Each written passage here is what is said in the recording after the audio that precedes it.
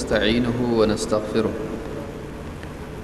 ونعوذ بالله من شرور أنفسنا ومن سيئات أعمالنا من يهده الله فلا مضل له ومن يضلل فلا هادي له وأشهد أن لا إله إلا الله وحده لا شريك له وأشهد أن محمدًا عبده ورسوله أما بعد فإن خير الحديث كتاب الله وخير الهدي هدي محمد صلى الله عليه وسلم وشر الأمور محدثاتها وكل محدثة بدعة وكل بدعة ضلالة وكل ضلالة في النار.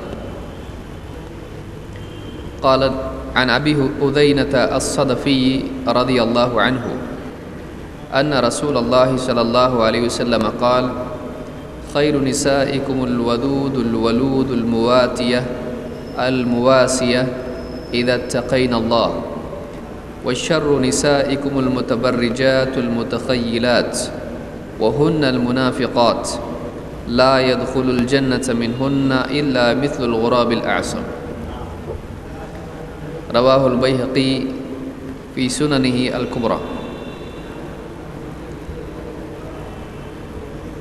میری محترم ماں اور بہنوں، اللہ رب العالمین کا یہ احسان ہے کہ اس نے ہم سب کو اس دینی مجلس میں جمع کیا اور اپنے دین کی نسبت پر جمع ہو کر دین سیکھنے کی ہم کو توفیق دی.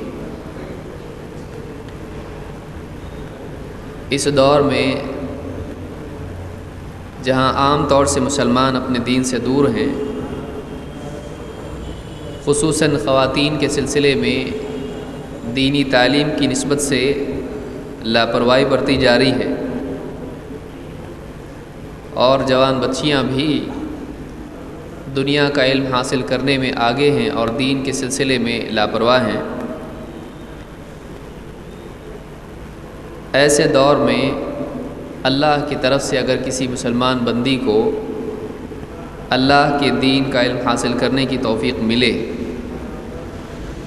یہ اس پر اللہ رب العالمین کی طرف سے بہت بڑا احسان ہے. اس لیے کہ مومن کا شرف اس کے دین کی صحیح سمجھ ہے اور دین کے مطابق، شریعت کے مطابق، اللہ اور اس کے رسول صلی اللہ علیہ وسلم کے حکم کے مطابق عمل کرنا ہے.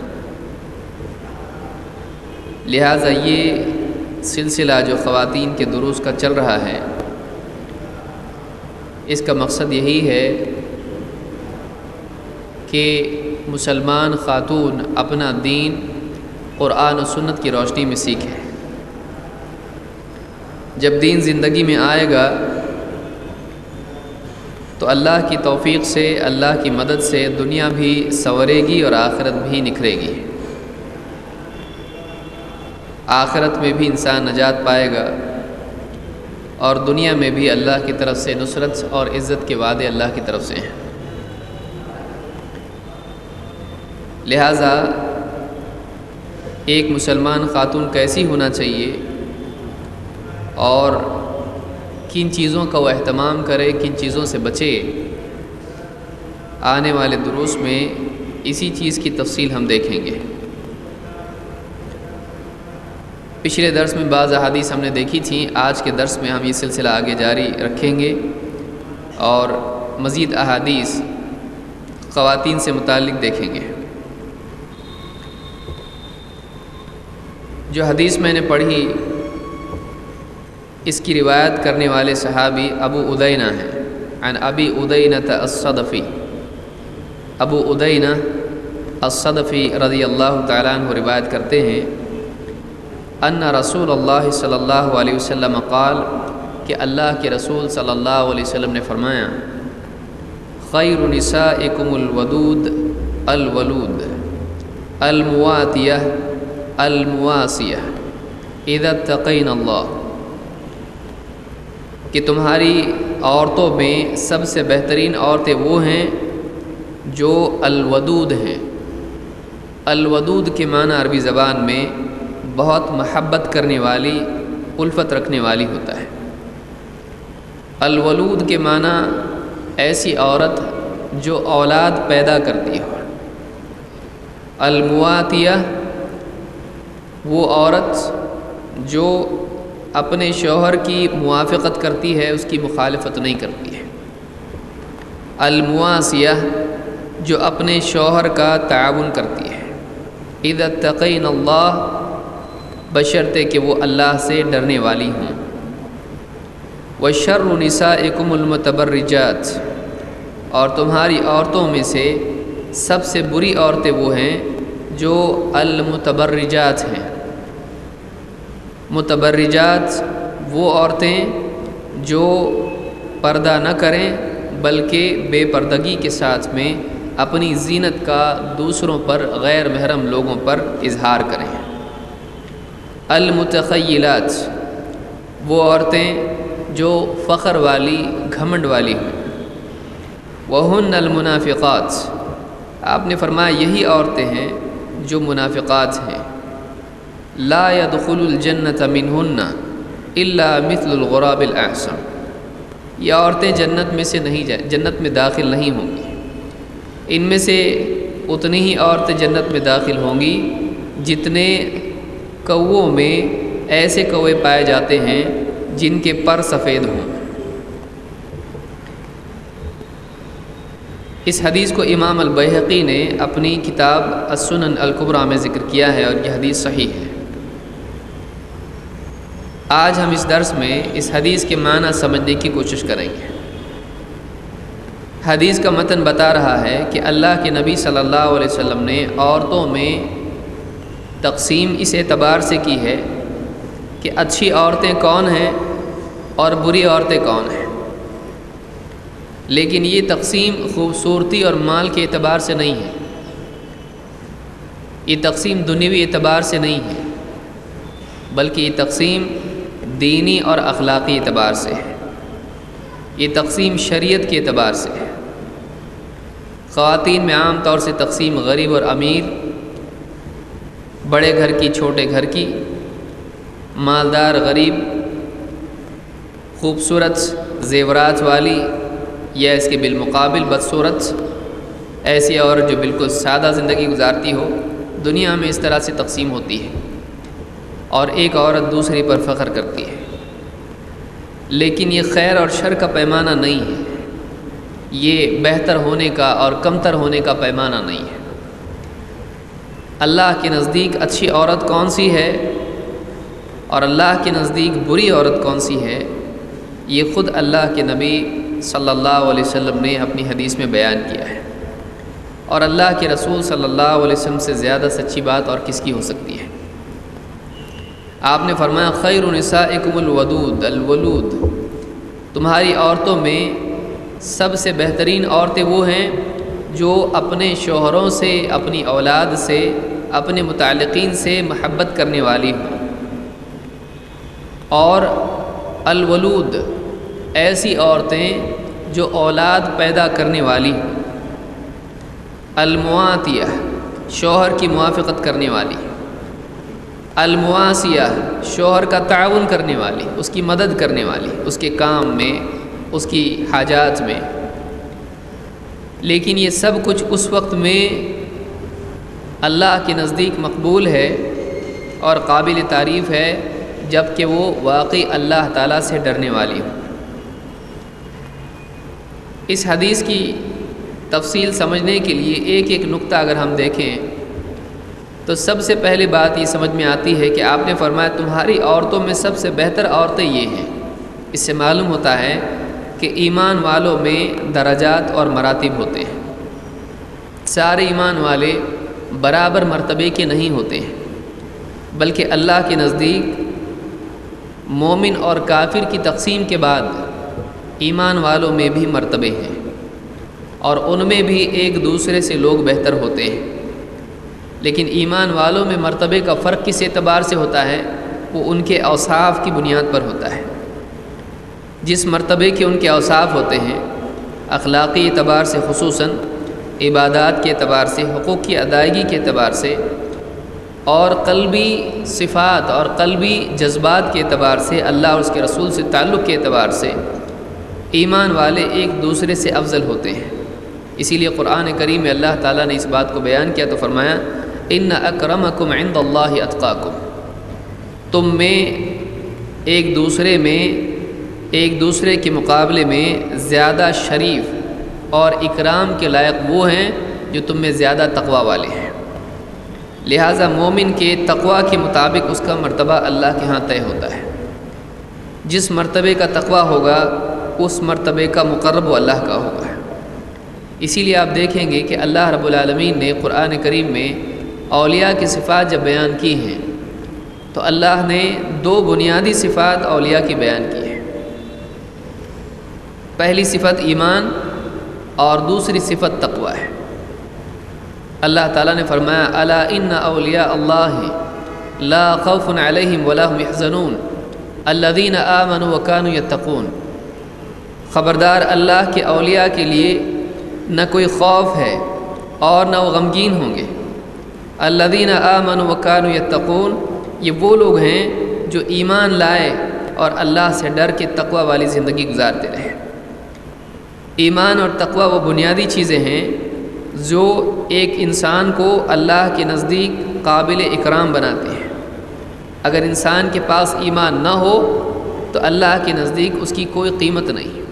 اگر ایک انسان کے پاس تقوی نہ ہو تو ایسا آدمی اللہ کے نزدیک فاسق اور فاجر ہے۔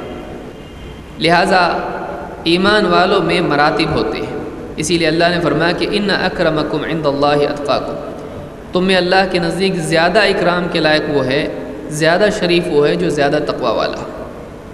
جتنا تقوی میں انسان بڑھے گا اتنا زیادہ اللہ کے نزدیک وہ عزت کے لائق ہوگا۔ اس سے ایک بات یہ سمجھ میں آتی ہے کہ انسانوں کے نزدیک اونچا اور نیچا، اعلیٰ اور ادنا کا پیمانہ الگ ہوتا ہے اور اللہ کے نزدیک پیمانہ الگ ہوتا ہے۔ انسان عام طور پر دنیاوی مادی چیزوں کی بنیاد پر لوگوں کے مراتب طے کرتے ہیں۔ کوئی آدمی امیر ہے، لوگ اس کی عزت کرتے ہیں، غریب آدمی کو کوئی پوچھتا نہیں ہے۔ کوئی آدمی خوبصورت ہے، لوگ اس سے اچھی بات کرتے ہیں، کوئی آدمی بدصورت ہے، لوگ اس سے بات کرنا بھی پسند نہیں کرتے ہیں۔ دنیا میں انسان کے نزدیک عزت کے لائق کون ہوتا ہے؟ عام طور سے وہ آدمی جو عہدہ، مال اور ڈگری اور خوبصورتی والا ہو، لیکن اللہ رب العالمین کے نزدیک یہ معاملہ نہیں ہے۔ اگر کوئی کالا حبشی بھی ہو، ایک بدصورت انسان بھی ہو، لیکن اگر واقعی اس کے پاس ایمان اور عمل کی نعمت ہے، ایمان اور عمل کی دولت ہے، تو ایسا آدمی اللہ کے نزدیک اکرام اور عزت کے لائق ہے۔ تو پہلی بات یہاں پر یہ معلوم ہوئی کہ عورتوں میں بھی ایک دوسرے کے مقابلے میں بہتر عورتیں ہوتی ہیں، اور اس حدیث میں ان کی صفات بیان کی گئی ہیں کہ عورتوں میں کون سی عورت دوسرے سے بہتر ہوتی ہے۔ اس میں پہلی بات یہ معلوم ہوئی، یہاں کہا گیا وَخَيْرُ نِسَائِكُمُ الْوَدُودُ، تمہاری عورتوں میں سب سے بہترین عورتیں وہ ہیں جو محبت کرنے والی ہوں۔ ایک عورت کی سعادت اس میں ہے کہ وہ اپنے شوہر سے محبت کرنے والی ہوں، اس لیے کہ اللہ رب العالمین نے مرد کو عورت پر قوام بنایا ہے، اور مرد عورت کی ضرورتوں کو پورا کرتا ہے، اس کی لباس، اس کا کھانا پینا، اس کی دینی ضروریات، اس کی تعلیم و تربیت اور اس کی بیماری اور اس کے معاملات میں وہ اس کی نگرانی کرتا ہے اور اس کی ذمہ داری نبھاتا ہے۔ وہ اس کے اوپر ذمہ دار اور قوام اور نگراں اس کا محافظ ہوتا ہے۔ ایک عورت اگر اپنے شوہر سے محبت نہ کرے تو آپسی تعلقات میں کشیدگی پیدا ہوتی ہے اور ایک دوسرے سے نفرت، طلاق تک لے جاتی ہے۔ لیکن اگر شوہر سے وہ محبت کرنے والی ہو تو ایک مرد عورت سے جڑا رہتا ہے، وہ دوسری طرف متوجہ نہیں ہوتا ہے۔ بہت سارے مرد دوسری خواتین کی طرف متوجہ ہونے کی وجہ یہ ہوتی ہے کہ وہ اپنے گھروں میں بیوی کی طرف سے محبت اور الفت کا سلوک نہیں پاتے ہیں۔ لہٰذا سماج میں گندگی پھیلنے کا ذریعہ عورت کا بعض اوقات اپنے شوہر سے سختی برتنا اور اس کی طرف دھیان نہ دینا ہوتا ہے۔ لیکن ایک عورت اپنے شوہر سے محبت کرنے والی ہو، قلبی اعتبار سے بھی اور سلوک کے اعتبار سے بھی، تو ایسے گھر میں آپس کے تعلقات قوی ہوتے ہیں اور سماج میں گندگی اور شر اور بے حیائی نہیں پھیلتی ہے۔ ایک مرد دوسری عورت کی طرف اسی وقت متوجہ ہوگا جب وہ اپنی بیوی سے اچھا سلوک نہیں پائے گا۔ لہٰذا عورت کے لیے صفات میں سے ایک بہترین صفت یہ ہے کہ وہ اپنے گھر میں اپنے شوہر سے محبت کرنے والی ہو۔ اور یہ محبت کب پیدا ہوگی؟ جب وہ عورت اپنے شوہر کی اچھی صفات پر نگاہ رکھے اور اس کے شوہر کی قربانیاں، اس کے شوہر کی ذمہ داری نبھانا، اس کا اپنے گھر والوں کا خیال رکھنا، اس پر نگاہ رکھے۔ بعض اوقات ایک آدمی تمام تمنائیں عورت کی پوری نہیں کر پاتا ہے، مال و دولت کے اعتبار سے، گھر کے اعتبار سے، کبھی بڑا گھر نہیں ہوتا ہے، کبھی زیورات وہ نہیں دے پاتا ہے، کبھی وہ بہترین کھانے نہیں لا پاتا ہے، کبھی وہ ساری چیزیں اس کو جو اس کی تمنائیں نہیں دے پاتا ہے۔ لیکن اس کے باوجود عورت کو یہ دیکھنا چاہیے کہ ایک مرد اپنی طاقت کے مطابق جتنا بھی کر رہا ہے وہ اس کی قدر کرنے والی ہو۔ اگر واقعی اس کی قربانی کی طرف نگاہ رکھے تو اس کے دل میں اس کے لیے محبت پیدا ہو سکتی ہے۔ بہت سارے غریب گھر ہوتے ہیں لیکن بہت خوشی سے جینے والے ہوتے ہیں، اس لیے کہ وہ ایک دوسرے کی قدر کرنے والے ہوتے ہیں۔ تو پہلی بات یہاں پر یہ ہے، عورت کے اچھے اوصاف میں سے یہ ہے کہ وہ اپنے شوہر سے محبت کرنے والی ہو۔ الودود کے معنی ہے بہت سخت محبت کرنا ہے، شدت کے ساتھ محبت کرنا ہے۔ بیوی شوہر کا آپس میں محبت کرنا یہ اللہ کی طرف سے ایک بہت بڑی نعمت ہے۔ اسی طرح سے وہ اپنی اولاد سے محبت کرنے والی ہو، اس لیے کہ اولاد کو اگر بچپن میں محبت نہ ملے تو ان کے اندر سختی اور محرومی کا احساس پیدا ہوتا ہے، اور یہ اولاد نرمی اور محبت نہ ملنے کی وجہ سے بعد میں سماج کے لیے سردرد بن جاتی ہے۔ اس لیے بچوں کو بھی بچپن میں محبت ملنا ضروری ہے، اور ماں کی طرف سے اگر محبت ملتی ہے تو اولاد کے لیے ماں کی گود پہلا مدرسہ ہوتی ہے، اور معلم کے لیے پہلا اصول یہ ہے کہ وہ طالب علم کے لیے نرمی والا، شفقت والا اور اس کا خیال رکھنے والا ہو۔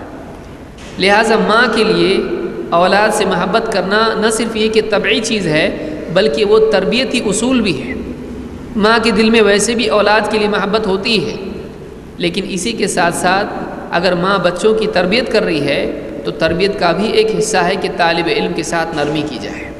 بعض اوقات مائیں عام حالات میں بچوں سے محبت کرتی ہیں، لیکن جب پڑھنے کے لیے اور پڑھانے کے لیے بیٹھتے ہیں تو پٹائی سے بات شروع ہوتی ہے، اس سے بچے بگڑتے ہیں۔ سزا کا حکم اسی وقت ہے جب واقعی اللہ کا حکم توڑا جائے، لیکن بہت سارے پڑھانے والے ہاتھ میں چھڑی لے کے جب پڑھاتے ہیں تو بچوں پر اس کا غلط اثر پڑتا ہے۔ اللہ کے نبی صلی اللہ علیہ وسلم اور صحابہ ہاتھ میں چھڑی لے کر نہیں پڑھاتے تھے۔ لہٰذا ماں کے لیے چاہیے کہ اولاد کے لیے نرم دل ہو اور وہ نرم سلوک کرنے والی ہو، اور اسی طرح سے خصوصاً وہ شوہر کے ساتھ بھی محبت کرنے والی ہو۔ تو تمہاری بہترین عورتیں خیر نسائکم الودود، تمہاری عورتوں میں بہترین عورتیں وہ ہیں جو بہت ہی محبت کرنے والی ہوں۔ یہ پہلی بات بیان کی۔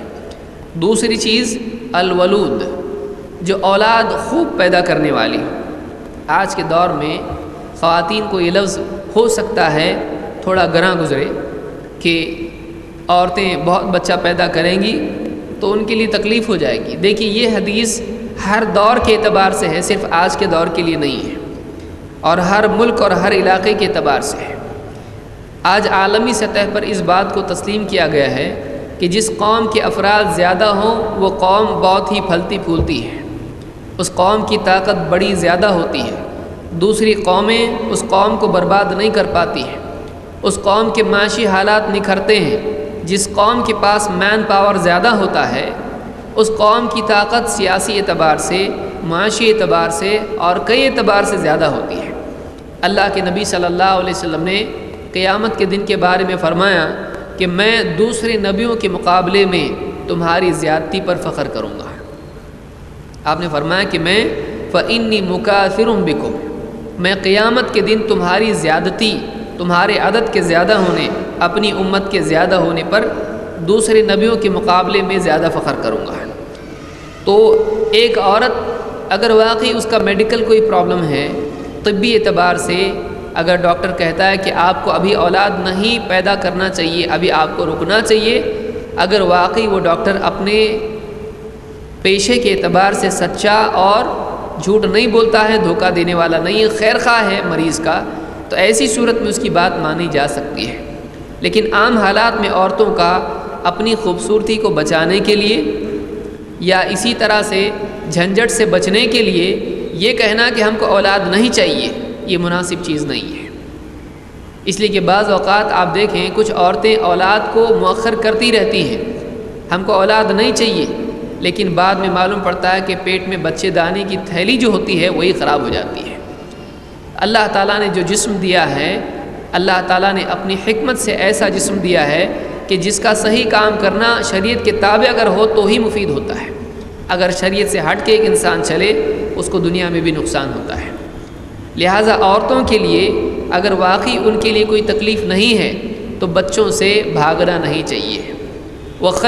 خیر نسائکم الولود، اور جس گھر میں بچے زیادہ ہوں ابتدا میں وہ تکلیف ہوتا ہے، اس میں کوئی شک نہیں ہے، لیکن بعد میں جب بچے بڑے ہوتے ہیں تو واقعی والدین کو معلوم ہوتا ہے کہ اولاد زیادہ ہونا کتنی بڑی طاقت اور کتنا خوشی کا ذریعہ ہے، کہ گھر میں کئی لوگ جب ہوتے ہیں، نگرانی کرنے والے کئی لوگ ہوتے ہیں، تو بڑھاپے میں واقعی ماں باپ کو احساس ہوتا ہے کہ زیادہ اولاد بہت بڑی نعمت ہے۔ جوانی کے دنوں میں زیادہ بچے اچھے نہیں لگتے ہیں، لیکن جب بڑھاپا آتا ہے تو ماں باپ کو احساس ہوتا ہے کہ ایک نہیں تو کم سے کم دوسرا تو دیکھے گا۔ لیکن اگر ایک ہی اولاد ہے، ہم دو اور ہمارے دو، اس طرح کی جو ترتیب آج کے دور میں نکلی ہے اور لوگوں کو خامخواہ ڈرایا جاتا ہے کہ آپ بچوں کو کیسا پالو گے، تو آپ یاد رکھیں کہ یہ دوسری قوموں کا فکر ہے، مسلمانوں کا نہیں۔ اس لیے کہ مسلمان کا عقیدہ یہ ہوتا ہے کہ رزق دینے والا اگر ہے تو وہ اللہ رب العالمین ہے، جس نے ہم کو دیا ہے وہ ہماری اولاد کو بھی دے گا۔ جو جانوروں کو اور چونٹیوں کو اور ہاتھیوں کو اور سمندر کی مچھلیوں کو اور پرندوں کو کھلاتا ہے وہ ہم کو بھی کھلا سکتا ہے، ہماری اولاد کو بھی کھلا سکتا ہے۔ تو محض بے وجہ اولاد سے بھاگنا یہ مناسب نہیں ہے۔ ہاں اگر ڈاکٹر کسی سے کہتا ہے کہ آپ کو تکلیف ہوگی، آپ کے لیے ابھی مناسب نہیں ہے، تو بلا شبہ اسلام نے عورت کو بچہ پیدا کرنے کی مشین قرار نہیں دیا ہے، یہ بھی آپ یاد رکھیں۔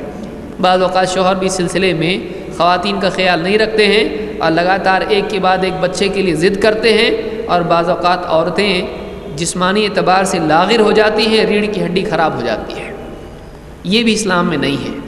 اسی لیے آپ دیکھیں اسلام ایسا بہترین دین ہے کہ اس میں انسان کے ہر حال کے اعتبار سے سہولت موجود ہے۔ آپ سوچیں کہ ایک حاملہ عورت اگر اس کو روزوں سے تکلیف ہوتی ہے تو اس کے لیے ہے کہ وہ بعد میں رکھے۔ اگر اس کو روزوں سے تکلیف ہوتی ہے، اگر وہ حاملہ آج ہے اور وہ نہیں رکھ سکتی ہے، تو اس کے لیے یہاں تک کہ ہے کہ اگر واقعی اس کو اپنے اوپر اور اپنے بچے پر روزوں کی وجہ سے تکلیف کا ڈر ہے تو شریعت میں اتنا ہے کہ وہ روزہ نہیں رکھے گی بلکہ اپنے روزے کے لیے فدیہ دے گی۔ تو جس شریعت نے اتنا خیال عورت کا رکھا ہے، آپ سوچیں وہ شریعت کیسے ایک عورت کے لیے ظالم ہو سکتی ہے۔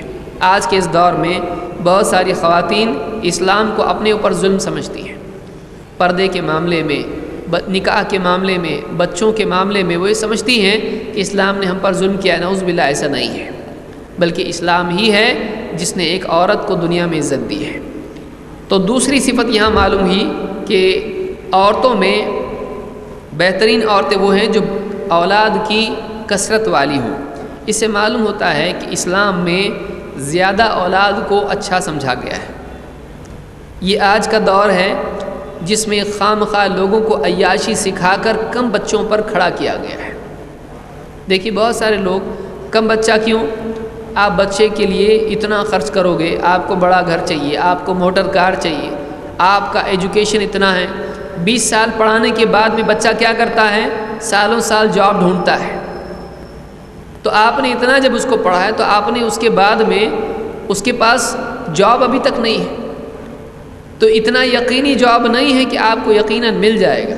ایک انسان غیر یقینی چیز کے لیے کتنا خرچ کرتا ہے، لیکن ایک انسان اللہ اور اس کے رسول کی بات مان کر اللہ پر صبر کر کے بھروسہ کرے، یہ وہ نہیں کر پاتا ہے۔ آج ہمارے خرچے، ہم کو کوئی آدمی ٹی وی دیکھ رہا ہے، کوئی آدمی باہر راستوں پر لگے ایڈورٹیزمنٹ دیکھ رہا ہے، اس کو وہ لوگ عیاشی سکھا رہے ہیں کہ آپ اتنا مہنگا گھر خریدو، آپ اتنی مہنگی گاڑی خریدو، آپ اس چیز میں پیسہ لگاؤ، آپ یہ آج لوگوں کو عیاشی سکھائی جا رہی ہے۔ جب زیادہ خرچ آدمی کرے گا تو زیادہ بچوں کی پرورش نہیں کر پائے گا، لیکن ایک آدمی اگر سادہ زندگی گزارے، واقعی ضرورت کی چیزوں پر خرچ کرے، فضول خرچی وہ نہ کرے، تو وہ زیادہ لوگوں کی نہیں، اپنے ہی نہیں بلکہ پڑوس کے لوگوں کی بھی تربیت کر سکتا ہے۔ لیکن آج کے اس دور میں فضول خرچی کروا کر ایک آدمی کو پہلے ہی سے تنگ کر دیا جاتا ہے، اب اس کے آگے وہ دوسروں پر کیا اپنے آپ پر بھی خرچ نہیں کر پاتا ہے، واقعی ضروریات کے لیے اس کے پاس خرچ نہیں ہوتا ہے۔ تو یہ نہیں ہے کہ ایک آدمی نہیں کر سکتا ہے۔ آپ دیکھیے اس سے پچھلے دور میں، آج سے 50-60 سال پہلے آپ دیکھیں، ایک آدمی ہوتا تھا اور ایک آدمی گھر میں کمانے والا ہوتا تھا، لیکن اس کے گھر میں 10-10 بچے ہوتے تھے۔ وہ لوگ کیسا گزارا کرتے تھے؟ اللہ تعالیٰ ان کے مالوں میں بھی برکت دیتا تھا۔ آج مسلمانوں نے فضول خرچی اور عیاشی سیکھی اور یہاں وہاں جا کر بے فائدہ خرچ سیکھ لیے ہیں، لہٰذا ان کے مالوں میں بھی برکت نہیں ہے۔ اللہ کے دین کے لیے خرچ کرنا نہیں ہے، مالوں سے برکت اٹھ گئی ہے۔ خیر کی چیزوں میں خرچ کرنے کے بجائے فضول کی چیزوں میں، شر کی چیزوں میں، گناہ کی چیزوں میں مسلمان خرچ کر رہا ہے، زکوٰۃ اس کی نہیں نکال رہا ہے، اللہ تعالیٰ نے مالوں میں سے برکت نکال دی ہے۔ تو اس کو یاد رکھیں کہ ایسا نہیں ہے کہ بچوں کی پرورش نہیں کی جا سکتی ہے۔ اگر واقعی ایک آدمی اپنے خرچوں کو شریعت کے مطابق بنا لے تو وہ زیادہ بچوں کی بھی تربیت کر سکتا ہے۔ تو اس میں تیسری بات یہ معلوم ہوئی کہ کثرت اولاد اسلام میں بہتر ہے، اچھا ہے، بشرطے کہ اس میں عورت کے لیے کوئی ضرر نہ ہو۔ اسی طرح سے اگلی صفت بیان کی کہ عورت اپنے شوہر کی موافقت کرنے والی ہو۔ المواتیہ کے معنی علماء نے کہا کہ المواتیہ سے مراد الموافقہ لزوجہا، کہ وہ اپنے شوہر کی موافقت کرنے والی ہو۔ کیسے موافقت کرے؟ شوہر کے جائز کاموں میں اس کی مخالفت نہ کرے۔ مثلا شوہر کوئی بات کہے، بعض خواتین کی عادت ہوتی کہ نہیں ہم کو نہیں کرنا ہے۔ اگر شوہر ایک چیز چاہتا ہے وہ اس کی مخالفت کرتی ہے۔ اگر شوہر گناہ کا کوئی کام کہے، اگر گناہ کا کوئی کام شوہر کہے تو عورت پر لازم ہے کہ وہ شوہر کی بات نہ مانے، اس لیے کہ اللہ کے نبی صلی اللہ علیہ وسلم فرماتے ہیں کہ لا طاعۃ لمخلوق فی معصیۃ الخالق، خالق کی نافرمانی کے کام میں کسی مخلوق کی فرما برداری نہیں کرنا ہے، چاہے وہ مخلوق ماں باپ ہو، چاہے وہ مخلوق شوہر ہو، چاہے وہ مخلوق مسلمانوں کا حاکم ہو، چاہے وہ کسی علاقے کا امیر ہو۔ اگر وہ اللہ اور اس کے رسول کے مخالف کوئی بات کہے تو اللہ اور اس کے رسول کے خلاف کسی کی بات تسلیم نہیں کی جائے گی۔ اسی لیے اللہ تعالیٰ نے فرمایا، اللہ کے نبی صلی اللہ علیہ وسلم نے فرمایا لا طاعۃ لمخلوق فی معصیۃ الخالق، خالق کی نافرمانی میں کسی مخلوق کی فرما برداری نہیں کی جائے گی۔ تو اس حدیث سے بات معلوم ہوتی ہے کہ عورت کے لیے خیر کی چیز یہ ہے کہ وہ اپنے شوہر کی موافقت کرنے والی ہو، اس کی مخالفت کرنے والی نہیں ہو۔ مثلا شوہر کوئی بات کہے کہ ہم کو ایسا کرنا ہے، یہ چیز خریدنا ہے یا یہ نہیں خریدنا ہے اس مہینے میں، بیوی فوراً اس کی مخالفت کرنے لگے، تو شوہر کی مخالفت نہیں کرنا چاہیے، بشرطے کہ وہ ایسی بات کہے جو شریعت کے باہر نہ ہو۔ اسی طرح سے المواسیہ، بہترین عورت وہ ہے جو شوہر کا ہاتھ بٹانے والی ہو۔ آج اس دور میں ہم پہنچے ہیں کہ شوہر اگر باہر سے آفس سے کام کاج سے آتا اور تھیلی لے کے کھڑا ہے تو بیوی صوفہ پہ بیٹھے ٹی وی دیکھ رہی ہے اور اس کے ہاتھ سے تھیلی لینے کی بھی زحمت وہ گوارہ نہیں کرتی ہے۔ یہ بہت ہی شرم کی بات ہے کہ ایک عورت اپنے شوہر کی اتنی بھی قدر نہ کرے کہ اس کے لیے دینی اعتبار سے کم اس کے کچھ بوجھ کو ہلکا کرنے والی ہو، دنیوی اعتبار سے اس کے بوجھ کو ہلکا کرنے والی ہو۔ بہت ساری خواتین اپنے شوہر کی خدمت بھی نہیں کرتی ہیں، یہ عورت کے لیے بہت ہی شرم اور افسوس کی چیز ہے۔ تو یہاں پر یہ بتایا گیا کہ شوہر کے دنیا میں اور دین میں اس کی خدمت کرنے والی ہو، اس کی فرما برداری کرنے والی ہو، اس کا تعاون کرنے والی ہو، اس کی مدد کرنے والی ہو۔ تو شوہر کی دنیاوی کام میں مدد کرنا اور اس کی ضرورتوں میں اس کا ہاتھ بٹانا، یہ بھی اچھی عورت کی علامت ہے۔ المواتیہ، المواسیہ۔ اور آخر میں آپ نے فرمایا کہ اذا اتقین اللہ، بشرطے کہ وہ اللہ سے ڈرنے والی ہوں۔ اس میں دیکھیے اچھی عورت کی کتنی صفات بیان کی گئی ہیں۔ نمبر 1 محبت کرنے والی، نمبر 2 اولاد کے اعتبار سے زیادہ اولاد پیدا کرنے والی، نمبر 3 شوہر کی موافقت کرنے والی۔ بات پر عورتوں میں بعض اوقات عادت ہوتی ہے شوہر ایک بات کہے وہ دوسری بات کہے گی، شوہر کی موافقت کرنے والی ہے۔ اور نمبر 4 المواسیہ، شوہر کا ہاتھ بٹانے والی ہے۔ اگر واقعی ایک عورت بہترین بننا چاہتی ہے تو اس کے لیے یہ کام اللہ کے نبی صلی اللہ علیہ وسلم نے بیان کیے ہیں۔ لیکن اخیر میں آپ نے فرمایا اذا اتقین اللہ، بشرطے کہ وہ اللہ سے ڈرنے والی ہو۔ اس سے معلوم ہوا کہ ایک انسان کی سب سے بڑی خوبی اللہ کا تقوی ہوتی ہے۔ اگر اس کے پاس تقوی نہیں ہے اور باقی ساری صفات ہیں تو دنیاوی اعتبار سے تو اچھی چیزیں ہیں، لیکن اللہ کے ہاں اجر و ثواب کا ذریعہ نہیں بن سکتی ہیں، اس لیے کہ تقوی تمام صفات اور اوصاف کے لیے قبولیت کا مرتبہ عطا کرنے والی چیز ہے۔ اذا اتقین اللہ۔ اور آپ نے فرمایا، اب دیکھیے دوسری عورتیں کون ہیں۔ آپ نے فرمایا وَشَرُّ نِسَائِكُمُ الْمُتَبَرِّجَاتِ۔ اچھی عورتوں کے بعد اب آپ نے بری عورتیں کون ہیں بتایا۔ وَشَرُّ نِسَائِكُمُ الْمُتَبَرِّجَاتِ، تمہاری عورتوں میں بدترین عورتیں وہ ہیں جو متبرجات ہوں۔ تبرج کے معنی ہے اپنی زینت کا اظہار کرنا ایسے لوگوں پر جن کے سامنے اپنی زینت کا اظہار کرنا جائز نہیں، بے پردگی کے ساتھ گھومنا، پرائے مردوں کے سامنے اپنی خوبصورتی ظاہر کرنا، اپنے جسم کے حصوں کو ان کے سامنے دکھانا۔ وَشَرُّ نِسَائِكُمُ الْمُتَبَرِّجَاتِ، تمہاری عورتوں میں سب سے بری عورتیں وہ ہیں جو بے پردگی اختیار کرنے والی ہوں، بے حیائی کے ساتھ اپنی خوبصورتی کی نمائش کرتی ہوں۔ معلوم ہوا عورت کے لیے ابتدائی مرحلے میں سب سے پہلی چیز جو سب سے بری کہی جا سکتی ہے وہ بے پردگی ہے۔ ایک عورت کے برا ہونے کے لیے اتنا ہی کافی ہے کہ وہ بے پردہ ہو، کیونکہ ایک بے پردہ عورت نہ صرف اپنی آخرت خراب کرتی ہے بلکہ وہ سماج میں بھی گناہوں کے پھیلانے کا ذریعہ بنتی ہے۔ اس کا بے پردہ ہونا مردوں کے اندر بے حیائی پیدا کرے گا، مردوں کے اندر شہوتوں کو ابھار کر زنا تک ان کو لے جائے گا۔ اگر وہ زنا تک نہیں جاتے ہیں تو کم سے کم ان کی نگاہیں خراب ہو کر ان کے دلوں میں خرابی پیدا ہو جائے گی۔ ایک عورت کا بے پردہ ہونا مردوں کے دین کو خراب کرنے کا ذریعہ ہے، سماج میں بے حیائی کے پھیلانے کا ذریعہ ہے۔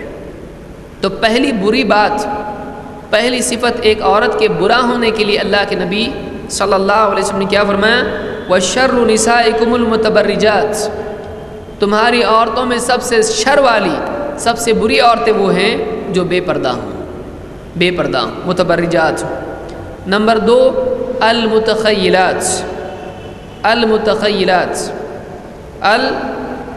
المتخیلات یعنی ایسی عورت جو مخیلہ کے معنی عربی زبان میں مخیلہ کہتے ہیں فخر کو، ایسی عورتیں جو فخر کرنے والی ہوں۔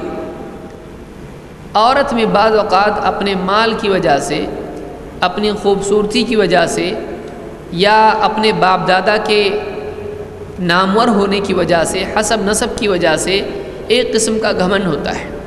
ہمارے ہاں پر دہیج کی رسم کی وجہ سے بعض اوقات ایک عورت اگر بہت زیادہ دہیج لے کر آتی ہے، جو کہ خود ایک بری چیز ہے، دہیج لینا دینا ہی غلط بات ہے۔ ایک عورت اگر بہت زیادہ دہیج لے کر گھر میں آتی ہے سسرال میں، تو دوسری بہوؤں کے مقابلے میں وہ گھمنڈ کرنے والی ہوتی ہے کہ میرا دہیج زیادہ ہے، میں جہیز لے کر آئی ہوں۔ عورت کی برائی کے لیے اتنا کافی ہے کہ اس میں گھمنڈ ہو، اس لیے کہ کسی بھی انسان میں اگر فخر اور گھمنڈ ہوتا ہے تو یہ اس کی آخرت کو برباد کرتا ہے اور اس کو اپنے عیوب سے غافل کر دیتا ہے، اس کو اپنی اصلاح سے غافل کر دیتا ہے۔ بلکہ بعض اوقات ایک انسان کا گھمنڈ اور تکبر اس کو کفر تک لے جاتا ہے، اس کو اللہ کے دین کے انکار تک لے جاتا ہے۔ اللہ تعالیٰ نے ابلیس کے بارے میں کہا ابا واستکبر وکان من الکافرین، ابلیس نے انکار کیا، ابا واستکبر اور گھمنڈ میں آ گیا، وکان من الکافرین اور کافروں میں سے ہوتا۔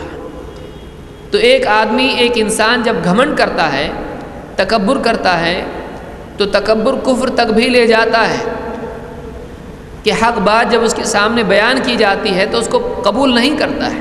یہ گھمنڈ کی بنیاد پر ہوتا ہے۔ گھمنڈ ایک انسان کو، تکبر ایک انسان کو اللہ اور اس کے رسول کی بات کے انکار کرنے تک لے جاتا ہے۔ بہت ساری عورتیں گھمنڈ میں آ کر دوسری عورتیں، دوسری بہویں، اپنے ساتھ رہنے والی پڑوسن، ایک گھر میں رہنے والی کئی عورتیں گھمنڈ کی وجہ سے حق بات کا بھی انکار کر دیتی ہے۔ اللہ کو گھمنڈ پسند نہیں، اللہ کو فخر پسند نہیں کہ اپنے اندر کوئی خوبی عورت دیکھے، خوبصورت ہو، دوسروں کے سامنے اپنی خوبصورتی پر فخر کرے اور دوسروں کو چھوٹا بتائے، مالدار ہو، دوسروں کے مقابلے میں فخر کرے اور دوسروں پر اپنی بڑھوتری، اپنی بڑائی جتائے، بڑے گھر کی ہو، دوسروں کو چھوٹا بتائے، دوسروں کو نیچ ثابت کرے۔ اللہ کو ایسے لوگ پسند نہیں ہیں۔ تو دوسری بات جو عورت کی برائی کے لیے ہے، اس کو شر ثابت کرنے والی ہے، اللہ کے نبی صلی اللہ علیہ وسلم نے فرمایا وہ عورت جو گھمنڈ والی عورت ہے۔ آپ نے فرمایا وَهُنَّ الْمُنَافِقَاتِ، یہی عورتیں ہیں جو منافقات ہیں۔ نفاق کس کو کہتے ہیں؟ نفاق کہتے ہیں ظاہر میں خیر اور باطن میں شر کا ہونا، ظاہر میں خیر اور باطن میں شر کا ہونا، ظاہر میں ایمان اور باطن میں کفر، ظاہر میں خیر کا ظاہر کرنا اور اندر شر باقی رکھنا۔ یہ صفات جس عورت میں ہیں، ایسی عورت خیر والی نہیں ہو سکتی، چاہے جتنا ہی اپنے آپ کو اچھی عورت بتائے۔ ایسی عورتوں کو اللہ کے نبی صلی اللہ علیہ وسلم نے منافقات کہا ہے، ہن المنافقات۔ معلوم ہوا کہ عورتوں میں بھی نفاق ہو سکتا ہے، نہ صرف یہ کہ مردوں میں، عورتوں میں بھی نفاق ہو سکتا ہے۔ اور بعض اعمال نفاق والے اعمال ہوتے ہیں، جن میں سے بے پردگی اور گھمنڈ، یہ دونوں اعمال ہیں، ہن المنافقات۔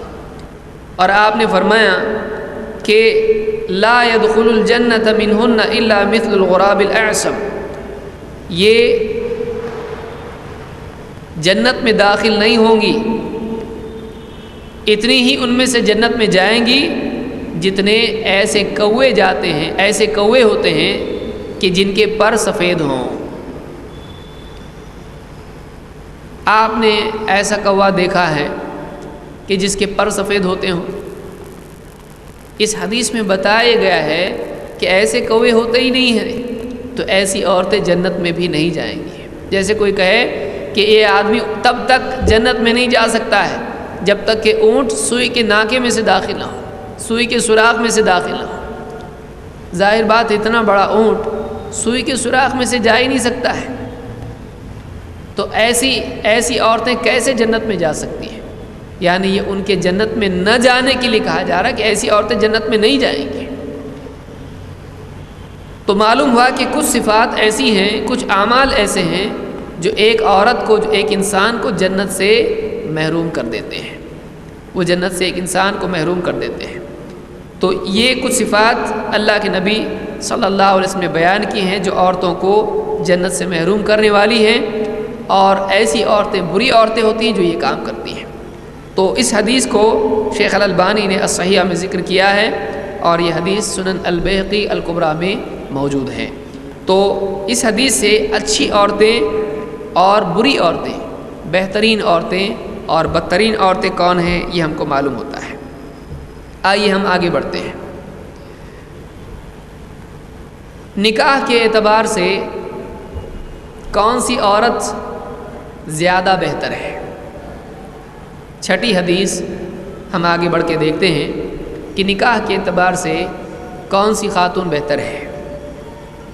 عن ابی ہریرہ رضی اللہ عنہ عن النبی صلی اللہ علیہ وسلم قال تنکح المرأة لأربع لمالها ولحسبها وجمالها ولدينها فاظفر بذات الدین تربت یداک۔ اس کو بخاری مسلم نے روایت کیا ہے، اور ابن حبان کے الفاظ ہیں فعلیک بذات الدین تربت یداک۔ ابن حبان کی روایت سند کے اعتبار سے صحیح روایت ہے۔ کیا بات بیان کی گئی ہے؟ آپ نے فرمایا عورت سے نکاح کیا جاتا ہے 4 چیزوں کی وجہ سے، اس کے مال کی وجہ سے، اس کے حسب کی وجہ سے، اس کے جمال کی وجہ سے، خوبصورتی کی وجہ سے، اور اس کے دین کی وجہ سے۔ لہٰذا تو دیندار کو اپنا کر کامیاب ہو جا، تیرے ہاتھ خاک آلود ہو جائیں۔ اور بخاری ابن حبان کے الفاظ ہیں تیرے لیے دیندار کو اپنانا ضروری ہے۔ تربت یداک، تیرے ہاتھ خاک آلود ہو جائیں۔ تو دیندار کو اپنا کر کامیاب ہو جا، تیرے ہاتھ خاک آلود ہوں۔ آئیے دیکھتے ہیں اس حدیث میں کیا باتیں ہم کو ملتی ہیں۔ سب سے پہلی چیز، کیا اس حدیث میں کتنی قسمیں نکاح کے اعتبار سے لوگوں کے پریفرنسز بیان کیے گئے ہیں کہ لوگ نکاح کرنے کے لیے کیسی عورتوں کو چنتے ہیں۔ آپ نے فرمایا تنکح المرأۃ لأربع، عورت سے 4 چیزوں کی وجہ سے نکاح کیا جاتا ہے۔ نمبر 1 مال، 2 حسب، 3 جمال اور 4 دین۔ حسب سے مراد کیا ہے؟ حسب سے مراد باپ دادا ہیں، یعنی ایک عورت سید خاندان کی ہے، اس کے باپ دادا بہت بڑے بڑے علماء گزرے ہیں، یا اس کے باپ دادا بہت بڑے پیشوا اور بہت بڑے یعنی نواب خاندان کے ہیں، تو باپ دادا کا نامور ہونا، عزت دار ہونا، سماج میں بہت ہی قابل احترام لوگ ہونا، شرف والے ہونا، خاندانی ہونا، تو یہ بہت خاندانی لوگ ہیں، بڑے خاندان کے لوگ ہیں۔ تو حسب کے معنی عزت دار گھرانہ یا نام والا گھرانہ یا بڑا خاندان، نامور لوگ ہونا، شہرت یافتہ لوگ ہونا، بہت اونچے لوگ ہونا۔ تو حسب کے معنی خاندان کے ہیں، حسب کے معنی نسب کے ہیں کہ شریف خاندان کے لوگ ہیں۔ تو 4 چیزیں ہیں، 1 مال، دوسرا خاندانی شرف، 3 خوبصورتی اور 4 دین۔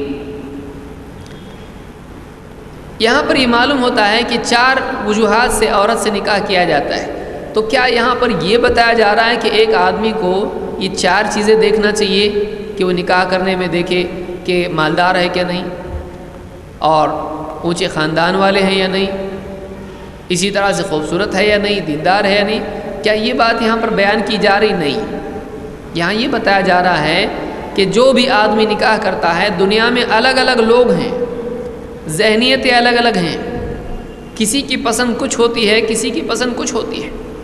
کوئی دیکھتا ہے بدصورت بھی چلے گی، مالدار ہونا چاہیے، مالدار ہوگی تو مال آئے گا۔ کوئی کہتا ہے غریب چلے گی لیکن خوبصورت ہونا چاہیے۔ کوئی کہتا ہے کہ بڑے خاندان کی ہونا چاہیے، اس لیے کہ ہمارا خاندان بھی بڑا ہے، ہم کو بڑے خاندان کے لوگ چاہیے۔ بدصورت بھی چلے گی، خوبصورت بھی چلے گی، بڑے خاندان کے لوگ چاہیے۔ کوئی کہتا ہے ہم کو سید ہی چاہیے چاہے غریب ہو۔ تو لوگ نکاح کرنے کے اعتبار سے مختلف چیزوں کو ترجیح دیتے ہیں۔ یہاں یہ نہیں بتایا جا رہا کہ آپ کو نکاح کرتے وقت ان 4 چیزوں کو دیکھ کر ہی نکاح کرنا چاہیے، ان 4 چیزوں میں کمی ہو تو نہیں کریں، ایسا نہیں ہے۔ یہاں پر لوگوں کی عادت بیان کی جا رہی ہے، یہاں ترغیب نہیں ہے کہ آپ بھی مال دیکھو، یا لوگوں کا حال بیان کیا جا رہا ہے کہ لوگ کیا کیا دیکھتے ہیں، لوگ کیا کیا دیکھتے ہیں۔ لیکن یہاں بتایا کیا گیا ہے، فاظفر بذات الدین، تو دیندار کو اپنا کے کامیاب ہو جا۔ تو یہاں پر 4 چیزیں بتا کر، مال، بڑا خاندان اور خوبصورتی اور دینداری، ان 4 چیزوں میں بتایا گیا کہ تو دینداری کو چن۔ یعنی اگر تجھ کو چننے کا موقع آئے، سب سے پہلی چیز جو تجھ کو دیکھنا چاہیے کہ جس کے ہونے نہ ہونے پر تو رشتہ قبول اور رد کرے، وہ دین ہونا چاہیے۔ جس بنیاد پر رشتہ دیکھا جائے کہ ہاں ہماری ہے تو کس چیز پر ہے، وہ دین ہونا چاہیے۔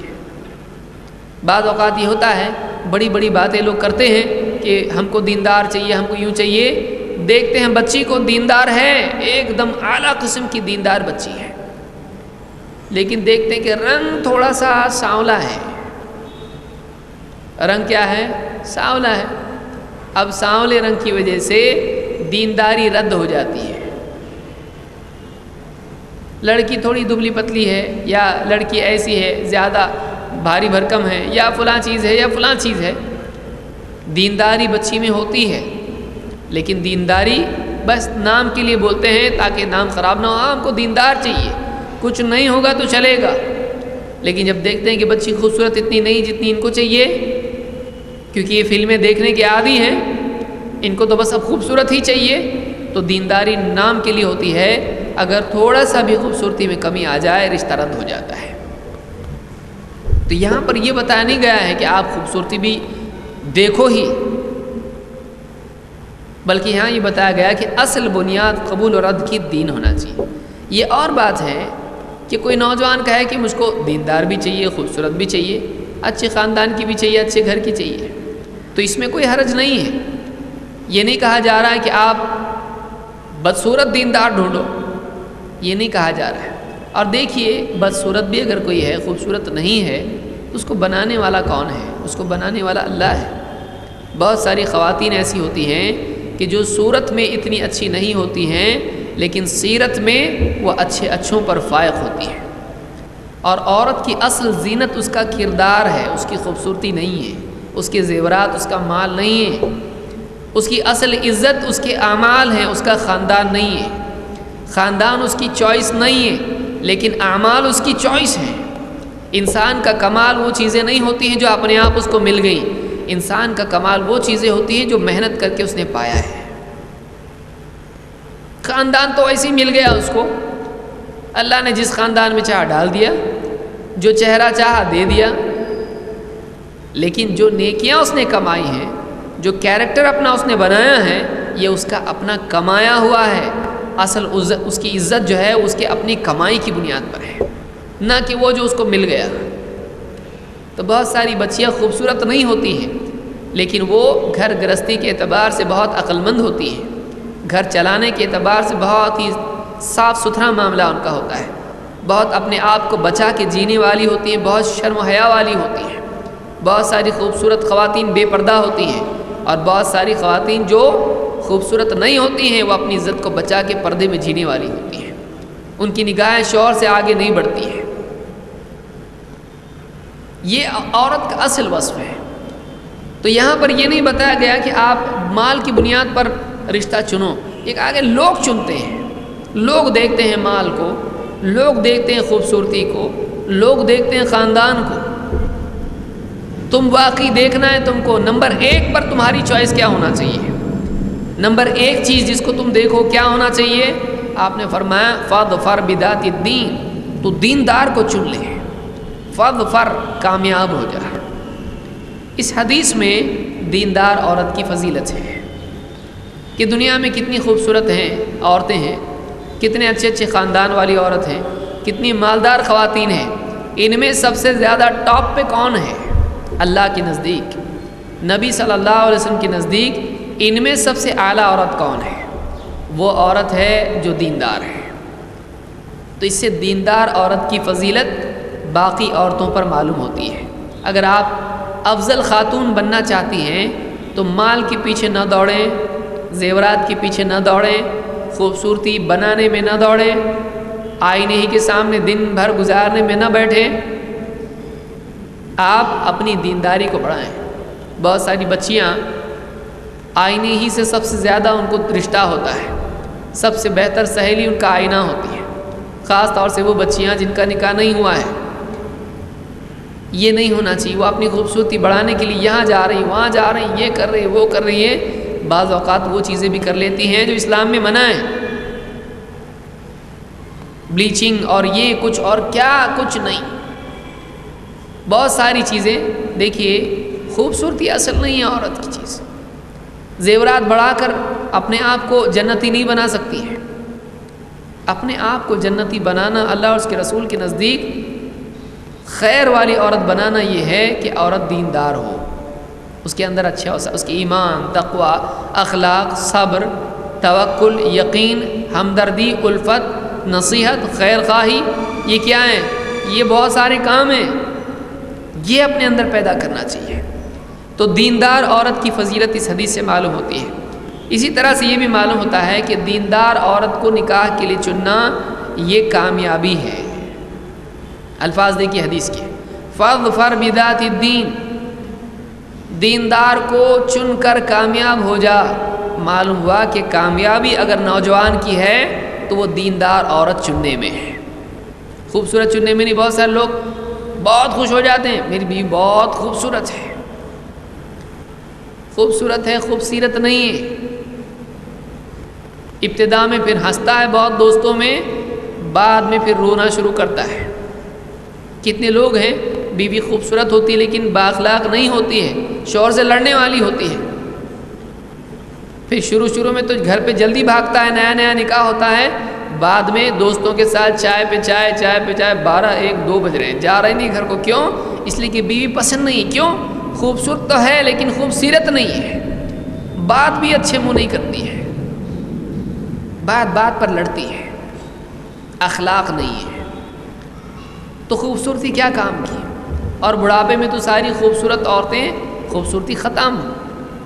جب دانت گرنا شروع ہوتے ہیں، بال سفید ہونا شروع ہوتے ہیں، چہرے پر جھریاں آ جاتی ہیں، تب معلوم پڑتا ہے کہ واقعی چیز اخلاق ہے، واقعی چیز وفاداری اور خدمت ہے، تب سمجھ میں آتا ہے۔ تو یہاں پر معلوم ہوا کہ دیندار عورت سے نکاح کرنا بہتر ہے۔ اسی طرح سے حسب اور مال کے مقابلے میں دین کی اہمیت معلوم ہوتی ہے کہ بڑا خاندان بڑی چیز نہیں ہے، مال بڑی چیز نہیں ہے، بلکہ بڑی چیز اگر ہے تو وہ دین ہے۔ کیوں؟ اس لیے کہ مال اور خاندان اپنے آپ مل جاتا ہے، لیکن دین اپنے آپ نہیں ملتا ہے، دین کمانا پڑتا ہے۔ اسی طرح سے اس میں تربت یداک کا کیا معنی ہے؟ تربت یداک تربہ کے معنی مٹی ہوتا ہے۔ تربت یداک، تیرے ہاتھ خاک آلود ہوں، یعنی تیرے ہاتھوں میں مٹی پڑے۔ یہ عربی زبان میں ایسا کلمہ ہے جو کسی کو دعا دیتے وقت بولا جاتا ہے۔ اس میں لغت کے اعتبار سے معنی برے ہیں، لیکن اس کا استعمال عربی زبان میں کسی کے لیے برکت کی دعا کے لیے ہوتا ہے۔ کسی کو محبت کے طور پر ڈانٹ کے کہتے ہیں تو کہتے ہیں کہ تیرے ہاتھ خاک آلود ہو، کامیاب ہو جا۔ تو عربی زبان میں ایسے جیسے ویحک کہا جاتا ہے، تو اچھے طور پر بھی اس کا استعمال عربی زبان میں ہوتا ہے۔ تو یہاں پر آپ نے فرمایا تربت یداک، بعض علماء نے یہ کہا کہ اس کی معنی یہ ہے کہ اگر تو نے ایسا نہیں کیا، چاروں میں سے دیندار کو نہیں چنا تو تو ناکام ہو جائے گا۔ دیندار کو چن کے کامیاب ہو جا، دیندار کو چن کے کامیاب ہو جا، ورنہ تو ناکام ہو جائے گا۔ تربت یداک۔ اسی طرح سے اس حدیث میں بات معلوم ہوتی ہے کہ معلم کو چاہیے کہ وہ کئی آپشن جب بتائے تو ان میں افضل کیا ہے وہ بھی بتا دے۔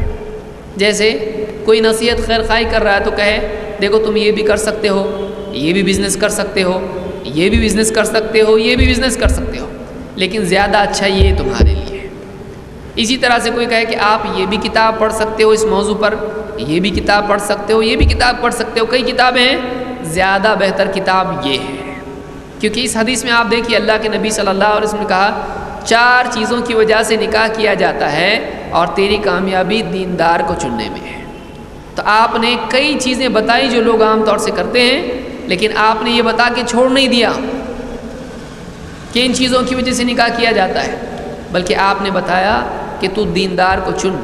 تو آپ اگر کسی کو بتائیں دیکھو یہ بھی کپڑا ہے، یہ بھی کپڑا ہے، یہ بھی کپڑا ہے، یہ بھی زیور ہے، یہ بھی چیز ہے، ٹھیک ہے جو بھی ہے، اگر آپ کسی کی واقعی خیر خواہی کرتے ہیں تو آپ کو چاہیے کہ آپ اس کو آپشن بتانے کے بعد اپنی طرف سے یہ بھی کہیں کہ لیکن میری نگاہ میں زیادہ بہتر یہ ہے، تاکہ وہ اگر واقعی آپ سے مشورہ لے رہا ہے تو اس کو واقعی سمجھ میں آئے کہ کیا چننا بہتر ہے، وہ آپ کی رائے مانگ رہا ہے۔ بعض اوقات کوئی آپ کے پاس آتا ہے کہتا ہے میں کیا کروں، آپ بتا دیں آپ یہ بھی کر سکتے، یہ بھی کر سکتے، یہ بھی کر سکتے۔ اب اس کے ذہن میں پہلے پیچیدگی کم تھی، اب زیادہ بڑھ گئی۔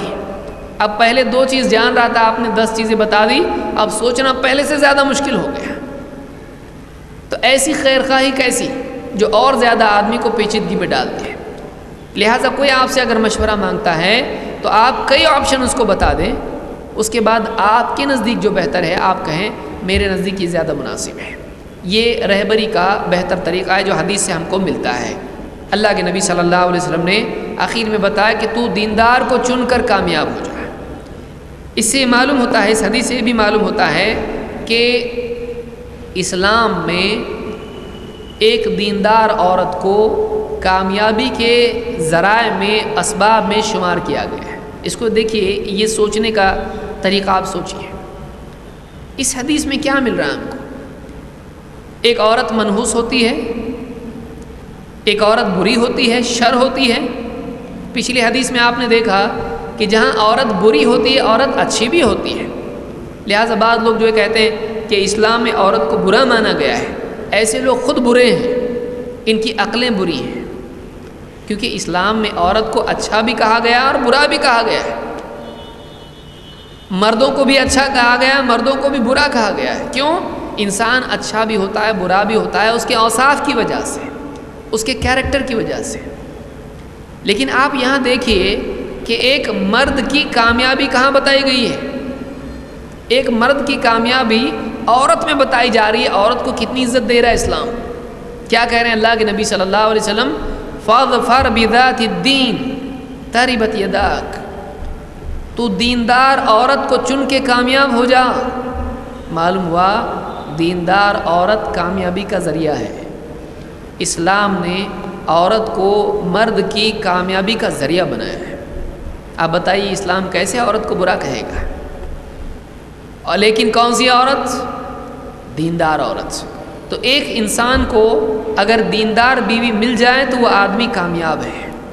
اور آپ سوچئے اللہ کے نبی صلی اللہ علیہ وسلم، آپ اللہ کے نبی ہیں، لیکن آپ کو جب پہلی وحی نازل ہوئی تو آپ ڈرے گھبرائے اپنے گھر آئے اور آپ نے کہا انی خشیت علی نفسی، میں اپنے آپ پر، اپنی جان پر مجھے ڈر لگتا ہے، مجھے اپنی جان کا خوف ہے۔ آپ بتائیے اس وقت میں آپ کے پاس ایک نیک خاتون آپ کے نکاح میں تھی، خدیجہ رضی اللہ تعالیٰ عنہ۔ ایک نیک بیوی اپنے شوہر کی استقامت کا ذریعہ بنتی ہے، اپنے شوہر کی تسلی اور دھاڑس اور اس کی تقویت کا ذریعہ بنتی ہے۔ خدیجہ رضی اللہ تعالیٰ نے کہا کہ اللہ کلا، ہرگز نہیں، ما یخزیک اللہ ابدا، اللہ آپ کو ہرگز ذلیل نہیں کرے گا، رسوا نہیں کرے گا۔ اے اللہ کے رسول، آپ کو اللہ تھوڑی رسوا کرے گا۔ آپ ایسے ہیں اور آپ ایسے ہیں اور آپ ایسے ہیں، آپ غریبوں کی مدد کرتے ہیں، بے کسوں کا آپ سہارا ہیں، آپ دوسروں کا بوجھ خود اٹھا لیتے ہیں، اللہ آپ کو رسوا نہیں کرے گا۔ ایک نیک عورت، شوہر آفس میں پریشان ہے، ٹینشن میں ہے، کمپنی لاس میں جا رہی، گھر پہ آیا، بیوی بتائے کوئی بات نہیں، جاب چلا گیا تو بھی کیا بات ہے، میں فقر و فاقے میں رہ سکتی ہوں، آپ کا ساتھ چھوڑوں گی تھوڑی، بھوکے رہ لیں گے، کیا بات ہے، ہم بھوکے رہ کے بھی خوش نہیں رہ سکتے کیا؟ بیمار ہے شوہر، سر پہ پٹی رکھ کے، اس کے کپڑے پانی میں بھگو کے سر پہ پٹی رکھ رہی ہے، کہیں میں آپ کو چھوڑ کے کہیں جانے والی ہوں، اللہ آپ کو شفا دینے والا، آج بیمار ہے کل اچھے ہو جائیں گے، کوئی بات نہیں۔ ایسی بیوی نعمت ہے، ایسی بیوی نعمت ہے کہ شوہر تھک ہار کے آفس سے آیا، ٹھنڈا پانی لے کے کھڑی ہوئی ہے، اور کیا چاہیے، کھانا لاؤں، چائے چاہیے، پانی چاہیے، سر دبا دوں، کیا کروں؟ آپ بتائیے۔ مسکرا کے دیکھ رہی ہے اس کو، ہنسی مذاق اس کے ساتھ کر رہی ہے، اس کا بوجھ ہلکا کر رہی ہے۔ آفس میں وہ پٹ پٹا کے آیا ہے، گرتے پڑتے بس جان جاتے جاتے بچی ہے اس کی، ٹرین میں کودتے کودتے بچائے ہو۔ گھر پہ آ کے بیوی اپنی اس پہ کام میں مگن ہے، کیا؟ ہاں ٹھیک ہے، بنا کے پی لو چائے، ہاں کھانا چاہیے، کیونکہ سامنے رکھا ہے، لینے نہیں آتا، ہاتھ نے دو ہے، اللہ نے دو دیے، کام استعمال کرو اس کا۔ اب بتائیے ایسی عورت اور شوہر، ان کے بیچ میں تناؤ بڑھتے بڑھتے طلاق تک چلا جاتا ہے، یا زندگی بھر ایسے لوگ اجنبی کی زندگی جیتے ہیں۔ لیکن دیندار عورت، یہ دین ہے جو عورت کو اچھا بناتا ہے، یہ دین ہے جو واقعی ایک عورت کو اپنی ذمہ داری سکھاتا ہے، ایک شوہر کو بااخلاق بناتا ہے، دین ہے۔ شوہر اور بیوی دونوں کی زندگی میں دین ہو تو ان سے زیادہ یہ دنیا کی جنت ہے۔ بیوی شوہر دیندار ہوں، آپس میں ایک دوسرے کی فریکوینسی میچ ہوتی ہو تو یہ دنیا کی جنت ہے۔ دنیا میں خوشحال رہ سکتے، غریبی ہو امیری ہو، سب کوئی حال برا نہیں ہے، ہر حال اچھا ہے۔ تو ایک دیندار عورت اگر انسان کو مل جائے، یہ اس کی خوش قسمتی ہے۔ اس حدیث سے معلوم ہوتا ہے کہ عورت اگر واقعی کامیابی کا ذریعہ بننا چاہتی ہے، اپنے شوہر کی نجات اور کامیابی کا ذریعہ بننا چاہتی ہے، اس کو اپنی خوبصورتی سے زیادہ اپنی دینداری پر، اپنی خوبصورتی پر دھیان دینا چاہیے۔ اور اس میں یہ بھی معلوم ہوتا ہے کہ اسلام نے عورت کو مرد کی کامیابی کا ذریعہ بتایا اور دیندار عورت کو کامیابی بتایا ہے. یہ کامیابی ہے، یہ عورت کی عزت ہے، عورت کی عزت ہے. اور آگے آئیے 7ویں حدیث کیا ہے؟ مزید بہترین اوصاف عورت کے کیا ہیں کہ تو دیندار کو چن. تو دیندار ہوتی کون ہے؟ کیا کرنا چاہیے دیندار نے؟ واقعی دیندار کون ہے؟ ایک ایک کر کے ہم آگے کی حدیثوں میں صفات دیکھیں گے انشاءاللہ. عن عبداللہ ابن سلام ان رسول اللہ صلی اللہ علیہ وسلم قال خیر النساء تسرک اذا ابصرت وتطيعك اذا امرت وتحفظ غیبتك فی نفسها ومالک. امام الطبرانی نے اس کو الکبیر میں، المعجم الکبیر میں روایت کیا ہے، اور صحیح جامع صغیر حدیث نمبر 3299 پر شیخ الالبانی نے اس کو صحیح کہا ہے. عبداللہ ابن سلام صحابی ہیں، کہتے ہیں رسول اللہ صلی اللہ علیہ وسلم نے فرمایا بہترین عورت، خواتین میں سب سے اچھی عورت، خیر النساء، ساری عورتوں میں خیر والی عورت وہ ہے کہ جو کیا کرے. آئیے دیکھتے ہیں ایک ایک کر کے. تسرک اذا ابصرت، تسرک اذا ابصرت، تو جب اس کی طرف دیکھے تو تجھے خوش کرے. تو جب اس کی طرف دیکھے تو تجھے خوش کرے. کیسے خوش کرے؟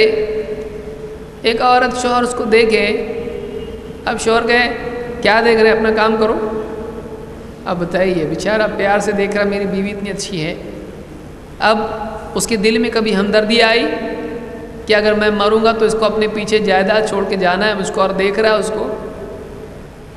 اب بیوی اس کے ساتھ میں ایسا سلوک اگر کرتی ہے جو اس کی ناقدری کا ہو تو یہ نفرت تک جائے گا. لیکن بیوی، بہترین بیوی کون ہے کہ جو اپنے شوہر کے ساتھ میں محبت کا سلوک کرنے والی ہو، کہ ایسی ہو کہ اپنے سلوک اور اپنے کردار سے شوہر کی آنکھوں کی ٹھنڈک ہو، ایسی دیندار ہو، ایسی اچھی بیوی ہو کہ شوہر اس کو دیکھے تو خوش ہو. وہ تھک ہار کے باہر سے آیا اور گھر پہ آنے کے بعد دیکھا ایک ہاتھ میں دودھ کی تھیلی ہے، دوسرے ہاتھ میں بیگ ہے، سوٹ کیس ہے آفس کا، اور بیگم بیٹھی ہے صوفہ پہ اور سامنے ٹی وی رکھا ہوا ہے اور غور سے دیکھ رہی، اتنی غور سے دیکھ رہی ہے کہ آئندہ زندگی میں شاید کبھی دیکھنے کو نصیب ہو کہ نہیں ہو.